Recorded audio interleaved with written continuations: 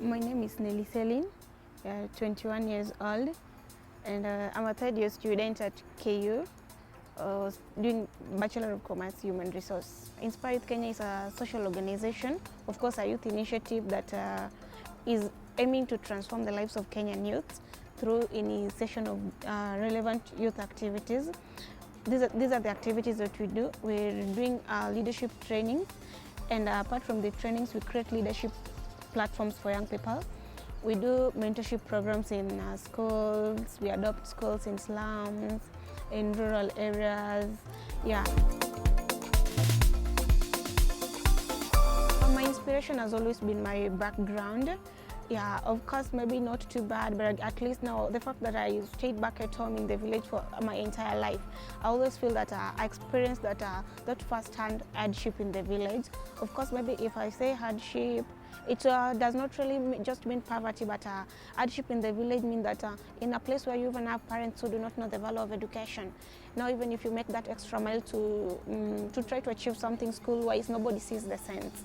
So in an environment where everybody is ignorant about benefits of education, benefits of dreaming big, benefits of aiming higher, where everybody sees negativities and impossibilities. So having experienced that in that life in the village, and maybe, let me say I'm being lucky to pursue my studies in the university, I always felt I had the obligation. I felt it was my responsibility to do something for young people outside there.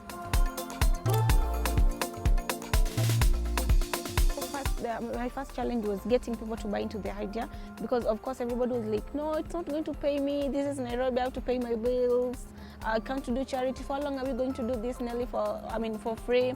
So that was one of the major challenges we faced when we were starting. People are not buying into the idea because they are like, it's not going to pay. Everybody will rush where they're going to get money, and most how they will sustain themselves.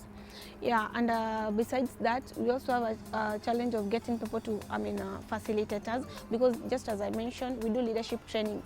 Of course, these need people who are experienced in leadership. You can't give something that you don't have, you get. Yeah, so facilitation has been a problem, and the fact that we are still small, we are just 6 months old.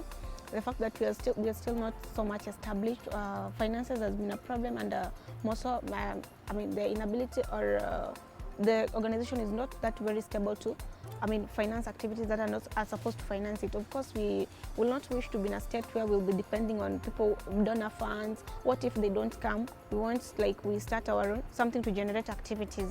And because we are empowering youth to take charge of their future, of course we have to take charge of the organization. The organization has to make itself sustainable before we even go outside there to tell other young people to take charge of what they're doing. So for me, it has been positive feedback from the people we deal with. That is my measure of success, because I will even gauge you're succeeding in what you're doing if you don't impact. Of course, I knew about CHASEBANK long ago. I was a customer even before the competition. But again, now I got to know more about CHASEBANK when they offer. Initially, when I saw them in the award.